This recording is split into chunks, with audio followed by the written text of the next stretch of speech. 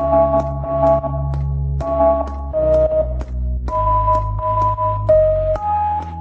I'm Apoorva from Lyth Design. And Shabnam. I'm Shabnam Gupta from the Orange Lane and Peacock Life. For architecture plus design. For architecture plus design. I believe design actually happened to me. I had no idea that I want to be in design. I was not one of those who was extremely focused and knew what I wanted. But I did realize that I like to surround myself with things of beauty. And after my internship with my dad in his marketing television studio, I somewhere realized that I loved traveling, which I needed to for that job. I loved the whole idea of picking up things which were Indian and rooted, and design just happened. So I'll tell you my story, which is really funny. My mother worked in a bank where she was handling the accounts of some builders. And she comes back to me one day at home and says, "You know what, you need to be an architect." I said, "What's that?" She said, these builders, they send their architects all around the world to look at buildings, to come back and design them, and then they get to keep the penthouse of buildings they design." I love it. I love your mom. So I was like, yes, I'm going to be an architect, you know. That's really true. looking after That penthouse. the account she had. Once you have his number, pass it on to me.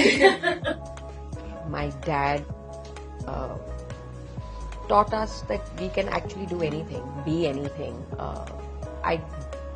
I grew up believing that you need to first have dreams to be able to fly. So for me, I never went through this, and I think in my own head I was quite a tomboy while growing up, honestly. So when people talk about Women's Day, I mean, I've all the respect for, and I know there are a lot of women who actually go through a lot of hardships. Right. But for me, this whole celebration of Women's Day, I mean, I'm fortunate to be surrounded with men who have strong women and men who respect women. So for me, I'm just part of the gang. I mean, Right. No, I would have to agree. I don't think I have any such story that would, talk of a man's world. But in the last office that I worked, there was Rajiv and there were 3 women, right? And everybody, no matter who had brought the project and who was working on the project, it was always assumed that he was the boss, right. But little did they know that behind actually, the scenes, it was the 3 women that bossed all over him. So there's this really funny talk that I've heard where the men believe that they are the head, right. But the women are the neck. So my teams are 80% women, and we keep apologizing to the men because the women just take over the studio, and I find it very endearing how women even stand for each other, even in the fraternity. At least my personal experience has been that in spite of whatever is portrayed of women being catty and women, I don't find that at all. In fact, I think women are far more empathetic, and because they've been through that. So for me, my experience and what I see around me is very inspiring, and I think because you understand and you've gone through that, it's easier to be the wing, under other women.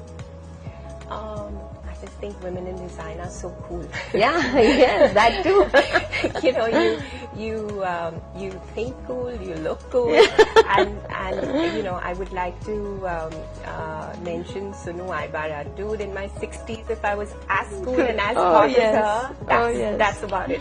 Fantastic, absolutely, yeah, and thank you. So I think in the pandemic, people staying at home have realized the beauty. They've been cooking together as a family. They've been converting living rooms into multifunctional study spaces, which kind of close with partitions when required. I mean, yeah, that's something which all of us have learned to adapt, and it's beautiful in that sense. Yeah, so you suddenly Instagram keeps showing you all these videos on how you convert spaces, and I think it's the answer to the hour, right? Absolutely. Because life is just so unpredictable, Yeah. and that's one thing that has been established. Yes, The only certain. Absolutely, yeah. Do subscribe to Architecture Plus Design.